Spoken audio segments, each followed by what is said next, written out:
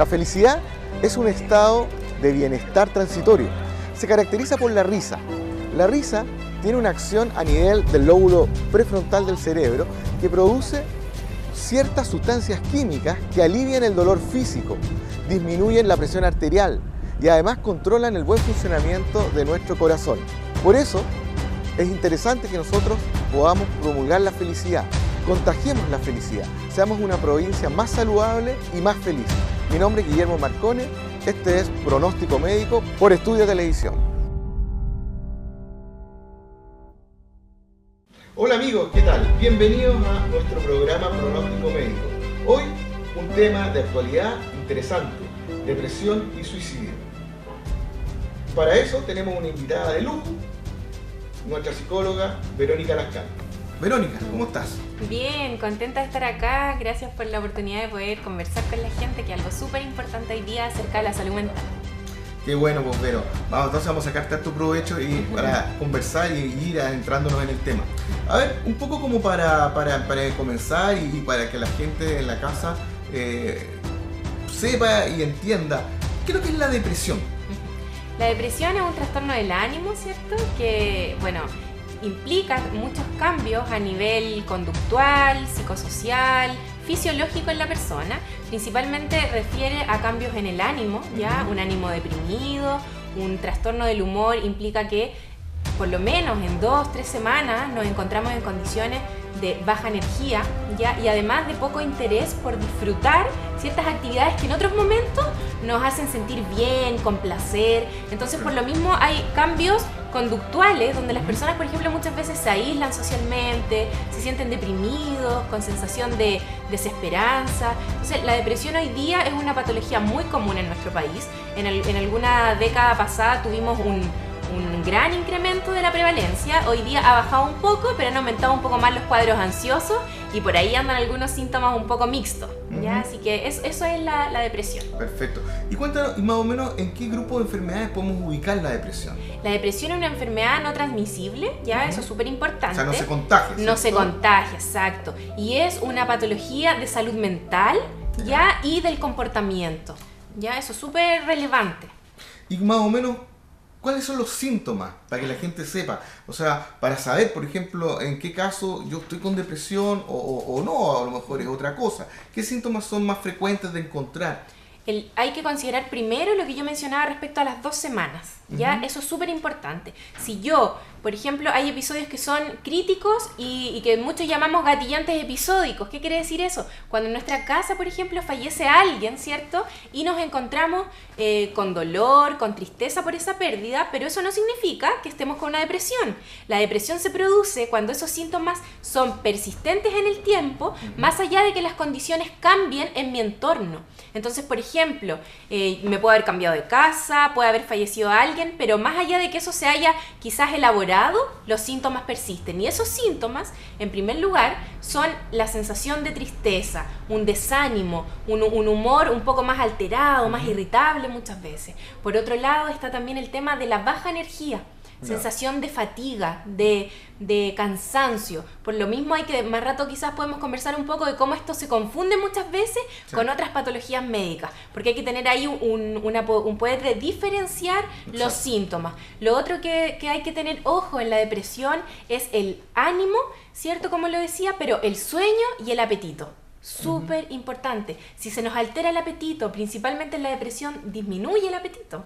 Ya muchas veces pasa. Y en la ansiedad, por ejemplo, muchas veces aumenta. Ya el sueño, cuando nosotros, por ejemplo, podemos tener insomnio de inicio, de mantenimiento, o despertamos a las 4 de la mañana y no nos quedamos dormidos más, hay que empezar a tener ojos. Si esos síntomas persisten en el tiempo. Perfecto. Y lo otro, con respecto a los mismos síntomas, el poco disfrute, por ejemplo, de la gente. Por ejemplo, si hay una señora que le encanta tejer y de repente de un día para otro ya no quiere tejer porque no le dan ganas. Eso también un poquito como que hay que tener un poco alerta. Exacto, a eso me ¿cierto? refería un poco con la baja energía, esta capacidad de ciertas actividades cotidianas. Yo siempre a los papás les digo, los adolescentes que juegan mucho fútbol, deporte, y que de un momento a otro se empiezan a aislar. Y una actividad que antes le producía placer y disfrute, ya no les produce esa sensación. Y por el contrario, sienten más fatiga, más cansancio, hay que poner ojo. Y lo otro, Vero, que es bien frecuente en la consulta, sobre todo, le dicen, doctor, sabe, y se me está perdiendo la memoria. Ajá, súper importante, doctor. ¿Es un problema de memoria o es otra cosa? Sí, no, importante. En la depresión nosotros tenemos cambios en el funcionamiento cognitivo y ahí tenemos que pensar inmediatamente en las funciones específicas del procesamiento de la información. La atención, o sea, nuestra atención disminuye, se ve alterada. La concentración, me desconcentro fácilmente, estoy trabajando y como dice la gente acá, se me va la onda. Eso es súper común. El tema de olvidar las cosas fácilmente. Eso pasa también por la concentración, por la memoria. Y lo otro que es importante en el procesamiento cognitivo tiene que ver con el enlentecimiento del procesamiento y del pensamiento. El pensamiento se enlentece. Si antes yo podía estar funcionando en mi trabajo, por ejemplo, a mí en la consulta igual muchas veces me dicen, uy, antes podía estudiar, así, veía televisión después y lo hacía súper bien en mis tiempos. Ahora no, estudio y quedo agotado. El pensamiento se enlentece, entonces nos cansamos más fácilmente. Pero algo tú habías ya mencionado con respecto a la depresión, ¿podemos encontrar otros cuadros de salud mental que estén incluidos también? Sí. Porque tú hablaste algo de cuadros un poco mixtos, sí, ¿cierto? Importante. Nosotros tenemos por un lado el cuadro ansioso y por otro lado el cuadro depresivo. Ya es importante entender que la ansiedad tiene que ver con esta sensación de nerviosismo constante también, perdurable en el tiempo, ¿cierto? Una sensación de incapacidad de relajarme. Me siento acelerado constantemente. Mi pensamiento, a diferencia de la depresión que se enlentece, en la ansiedad se acelera. Entonces estoy pensando mucho. Muchas personas dicen, no puedo dejar de pensar y me estreso. Desde ahí que aparecen las crisis de pánico, por ejemplo, esta sensación como de colapso del estrés. Cada día más frecuente, está asociada. Cada día más frecuente y sobre todo en nuestra zona, en la provincia de Petorca, hay mucho trastorno de pánico. Entonces cuando hablamos del trastorno mixto, estamos hablando que hay síntomas depresivos, pero también hay síntomas ansiosos. Entonces muchas veces hay que tener ojo con las comorbilidades. Por ejemplo, adolescentes que empiezan con un trastorno de pánico, por estrés escolar, por factores psicosociales, y después empiezan a aparecer los síntomas depresivos. ¿Por qué se da esto? Importante entenderlo en la casa. Los síntomas depresivos aparecen porque el funcionamiento cotidiano de la persona se ve alterado. Yo ya no funciono como antes. Me subo a la locomoción colectiva y me pongo nervioso, me deprimo, me pongo a pensar cosas negativas, y así voy funcionando cada vez menos. Entonces eso es importante. Vero, y por ejemplo, bueno, esto a lo mejor un poco más médico, pero hay igual enfermedades que no están dentro del eje, por decirlo de una manera técnica, digamos, o en la familia, para que la gente entienda, en la casa, que no son de la familia del área de salud mental, sino que son del área más médica, orgánica, ¿cierto? Y que pueden confundirse en algunos síntomas, no todos, ¿cierto? Exacto, y ahí es importante quizás hacer una definición breve de lo que es la salud mental, porque muchas veces nos pasa que nos cuesta entender el concepto en términos de cuadros clínicos. La salud mental es un estado de bienestar del ser humano, ya que es un estado que en el fondo implica cómo me siento conmigo mismo y con mi entorno. Desde ahí que es importante el funcionamiento cotidiano, o sea, yo me siento bien, me siento tranquilo, voy a mi trabajo, voy al colegio. Entonces, cuando hablamos de esta diferenciación de patología, tenemos que pensar en los síntomas. Y hay especialmente un cuadro que es el hipotiroidismo o el hipertiroidismo, pero en general es el hipotiroidismo el que tiende a confundirse con síntomas depresivos. ¿En qué específicamente? En la fatiga, en la sensación de cansancio, ¿ya? La tiroide regula nuestro estado de ánimo, es la hormona del ánimo. Entonces, cuando nosotros tenemos una alteración en el funcionamiento de la tiroides, nos vamos a sentir más desganados, se nos va a caer probablemente un poquito el pelo, vamos a sentir las uñitas más blandas, entonces anímicamente vamos a andar más cansados, nos va a molestar la luz, por ejemplo, y eso se puede confundir, la fatiga, el cansancio, con un hipotiroidismo. Desde ahí, doctor, que es fundamental que la gente sepa el hacer un examen diferencial, la importancia cuando el doctor nos manda a hacer los exámenes para descartar, porque no es llegar y diagnosticar depresión, hay que hacer un examen diferencial. Pero, y en el caso de que una persona, por ejemplo, tiene los síntomas que tú mencionaste, ¿ya? El de este desgano, esta pérdida, digamos, de memoria, que ya no disfruta las cosas, que a veces a lo mejor está un poquito más lloroncita, que tiene insomnio, que le cuesta mucho quedarse dormida, o a veces se queda dormida temprano pero despierta y está toda la madrugada despierta, dándose vueltas y no se puede quedar dormida. ¿Qué tiene que hacer? ¿Va a la psicóloga? ¿Va al médico? Es una buena pregunta. La verdad es que ahí tenemos que también pensar en la cultura, de nuestra cultura, de nuestra zona, de Chile también. Y la verdad es que es importante ir al médico, ¿ya? En primera instancia para poder dar cuenta de estos síntomas y que el médico me pueda hacer los exámenes de laboratorio, que podamos ir descartando que hay otras patologías, que el médico pueda ver, por ejemplo, si hay antecedentes en mi familia. Un tema que es súper relevante. O sea, si en mi familia hay antecedentes de salud mental, hay una predisposición genética probablemente en algún porcentaje, entonces tenemos que tener ojo, hay que realizarse exámenes, ya la Organización Mundial de la Salud en eso es súper preponderante, o sea, hay que ir al médico para dar cuenta de estos síntomas y si estos se persisten por 2 semanas, o sea, acudir al doctor y en segunda instancia va a ser el médico quien va a poder decir requerimos terapia psicológica. Perfecto. Pero, ¿y en qué caso tú, porque hay veces que la entrada de la gente, como tú lo decías bien, o es médica, ¿cierto? A veces me llegan a mí y yo veo, doy tratamiento y le dirijo psicólogo, o a veces directamente llegan a ti. ¿En qué momento, para que la gente igual sepa, porque es importante, tú derivas al doctor?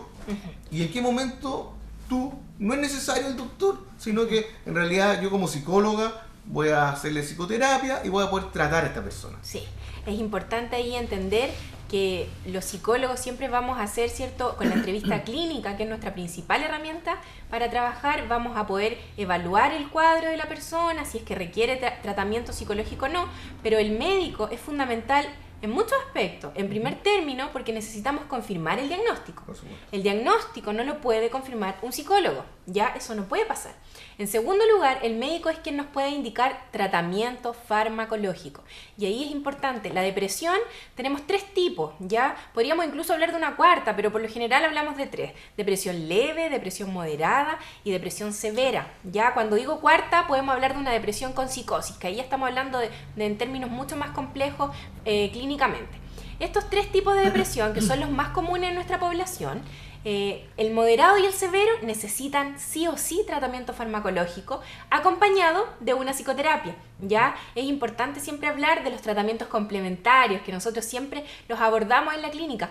No podemos estar solo tomando sertralina, por ejemplo, sin ir al psicólogo. Exacto. Tenemos que tener terapia, tenemos que elaborar esos procesos de desarrollo emocional, de daño, resignificar. Hay que trabajar en eso y para eso estamos los psicólogos, para ayudarnos a gestionar las ideas, eso es súper importante. Y el médico nos va a poder hacer un acompañamiento, un monitoreo respecto de los síntomas, de la parte más fisiológica y cómo por ahí vamos compensándonos con estos aspectos clínicos. Bueno, como para redondear un poquito en la parte de la depresión, es importante que la gente sepa que la depresión es una patología auge, ¿cierto? Por lo tanto está garantizada por el Estado y en el caso de la gente que es FONASA o que tiene ISAPRE, digamos, este tratamiento, como está garantizado, es un tratamiento que es gratuito, integral, ¿cierto? Multidisciplinario, biopsicosocial, así que es importante que la gente sepa también, que no tenga miedo, que se acerque a sus lugares de salud, sus postas, CESFAM, etcétera, y consulte. Sí, eso es súper importante. Tienen que consultar. La primera forma de poder encontrar ayuda es pidiéndola. Si no pedimos la ayuda, no vamos a poder hacerlo, y es lo que ha pasado en muchos casos, que no se pide ayuda y llegamos a niveles de mayor riesgo, como por ejemplo el suicidio. Entonces hay que ir teniendo ojo. Pero justamente vamos a pasar ahora a esa parte más complicada. Aquí, desgraciadamente, en nuestra provincia, cada cierto tiempo tenemos la mala noticia de que una persona joven se quitó la vida. En Cabildo hemos tenido varios casos, acá en La Ligua hemos tenido varios casos. En realidad, prácticamente en toda la provincia, en Papúa, recuerdo un caso también bien enigmático. Y ¿qué es el suicidio? Para que la gente entienda. ¿En qué consiste el suicidio? Sí, el suicidio es todo acto de daño que se produce una persona a sí mismo, ya con la intención de morir. Desde ahí que tenemos que hacer diferenciaciones importantes. Tenemos el nivel de la ideación de suicidio, ya la ideación suicida cuando hablamos siempre, después la planificación suicida y el intento de suicidio. Entonces, el suicidio es todo acto que se produzca daño a una persona con intención de morir.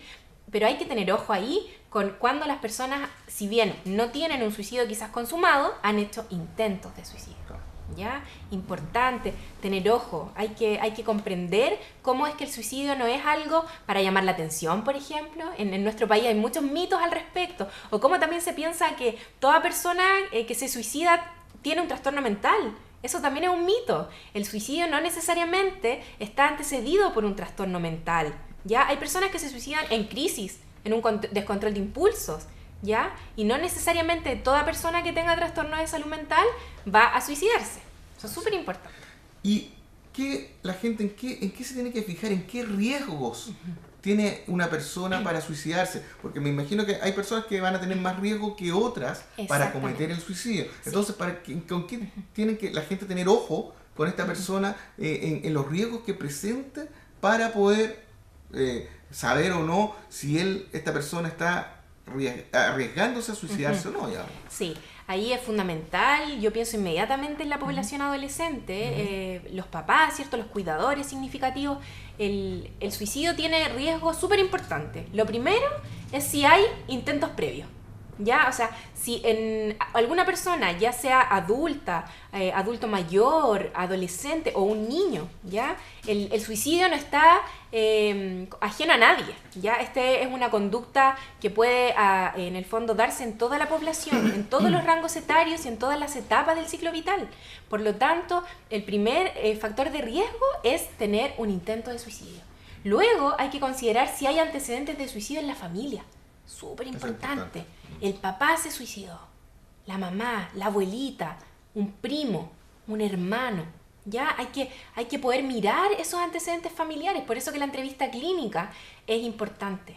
¿Ya? En tercer lugar, el hecho de poder tener un trastorno depresivo.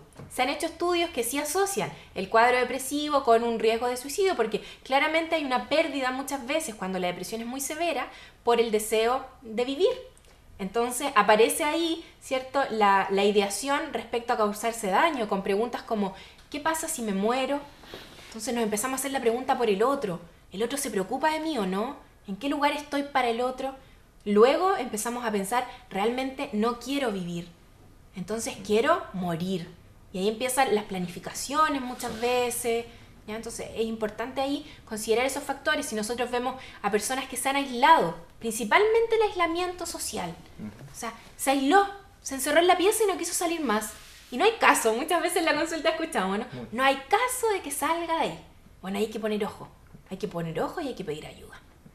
Y yo agregaría, y de hecho lo he dicho varias veces en la radio, consumo de drogas y alcohol.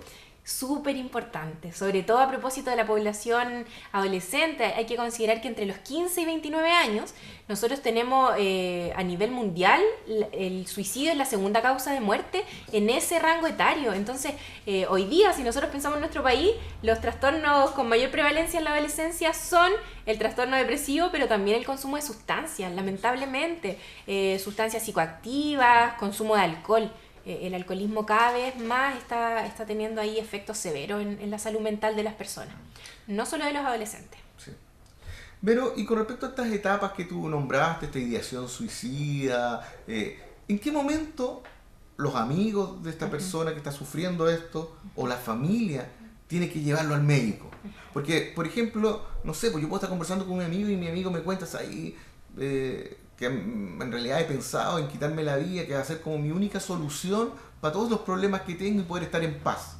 ¿Yo en qué momento yo tengo que decir, no, sabes, yo en realidad no te puedo dejar solo, tengo que llevarte al médico? Que eso a mí me gustaría que tú lo recalques, porque es un tema importante y además que podemos prevenir estas desgracias. Sí, es súper importante, porque la verdad es que nosotros siempre vamos a sugerir que frente a la ideación nosotros acudamos a médicos, ¿ya? A pedir ayuda. ¿Por qué? Porque tenemos que evaluar si es que esto refiere, por ejemplo, o se atribuye a un episodio en el momento, por algo que pasó, por un duelo, por ejemplo, por una crisis no normativa en la familia, algo que no esperábamos que haya sucedido, o estamos hablando de algo que se viene pensando de hace mucho tiempo. Muchas veces los amigos, los familiares mencionan esta frase luego de haberlo pensado años. Entonces ahí, cuando la persona logra verbalizar que ha pensado en esto, tenemos que pedir ayuda.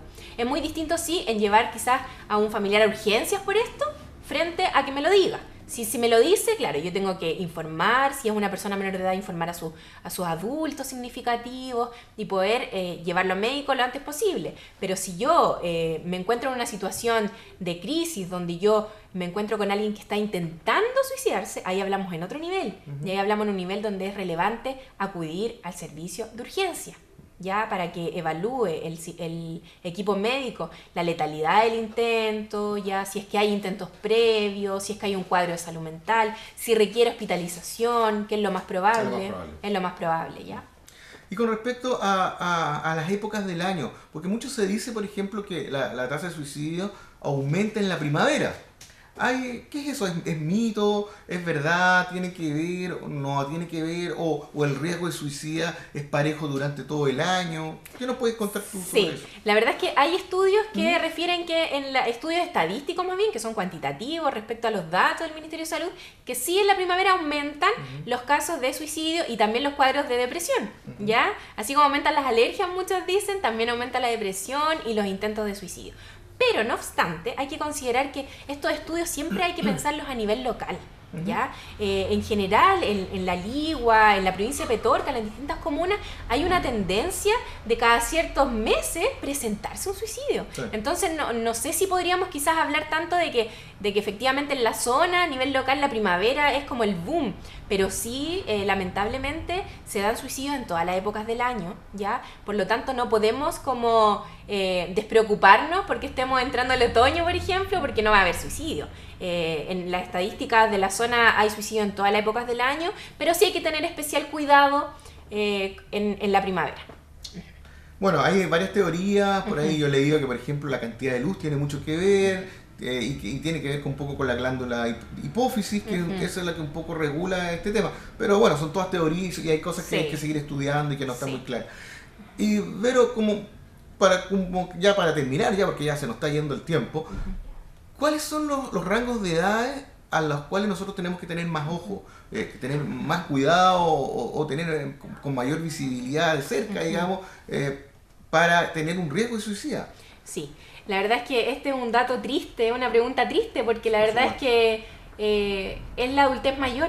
Ya en nuestro país todos los estudios dan cuenta que nuestros adultos mayores presentan el mayor índice de suicidio. Ya, y estamos hablando de 65 años para arriba. Sabemos que hoy día somos una sociedad que está envejeciendo, ¿cierto? Desde la natalidad y además las patologías crónicas. Hoy día los adultos mayores son más altas que en otras épocas. Si bien hay muchas mejoras a nivel sanitario, cada vez tenemos mayor riesgo cardiovascular en niños, por ejemplo, en adolescentes. Entonces eso hace que nos encontremos con adultos mayores muy cansados, también muy solos. O sea, las redes de apoyo fundamental. En la adultez mayor, sobre todo, sabemos a nivel social los factores socioeconómicos. Siempre tenemos que entender las patologías de salud mental de manera multifactorial, desde diversos factores biopsicosociales, y lo que habla siempre la Organización Mundial de la Salud, que son los factores determinantes de la salud. Ya no estamos hablando solo de un factor, pero lamentablemente en nuestro país, y hemos visto casos en Chile, hace poquito, triste, ¿cierto? Sí, triste, desastroso, donde parejas de matrimonio, adultos mayores se han quitado la vida de manera acordada previamente. Así que sí, es la adultez mayor. Ahora también hay que tener ojo en el rango etario de 15 a 29 años.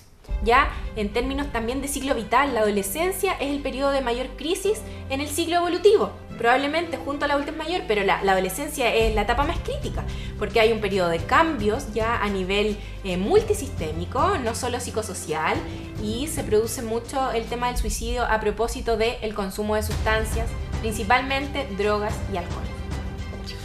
Bueno, amigos, se nos fue el programa volando, un tema muy interesante, de mucha actualidad. Yo, Vero, te agradezco mucho la participación, todos los conocimientos que nos entregaste. Por supuesto, dejarte ya invitada, ¿cierto?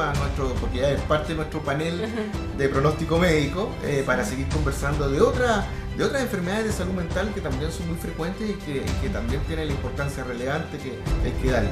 Así que yo te agradezco, muchas gracias por acompañarnos. Muchas gracias, la verdad es que yo contenta de participar, considero que un rol importante de los psicólogos, los médicos, los trabajadores sociales es poder educar a la población y educarnos entre todos y aprender en conjunto respecto a la salud mental. Así que feliz de poder estar acá, muchas gracias. Gracias. Bueno, ahora nos toca la parte triste, despedirnos. Estaremos nuevamente en otro programa esta próxima semana. Así que desde ya los dejo invitados para otro interesante tema. Espero que hayan disfrutado de esta conversación y que, por supuesto, la misión nuestra es que ojalá ustedes en la casa vayan adquiriendo estos conocimientos que son importantes para poder detectar todos estos tipos de enfermedades que vamos a ir conversando en el tiempo, para no tener que lamentar, como en este caso el tema de hoy día, que es un tema más triste, esta depresión y, por supuesto, conllevar un suicidio. Así que muchas gracias por ver nuestro programa. Que estén muy bien y será hasta otra ocasión.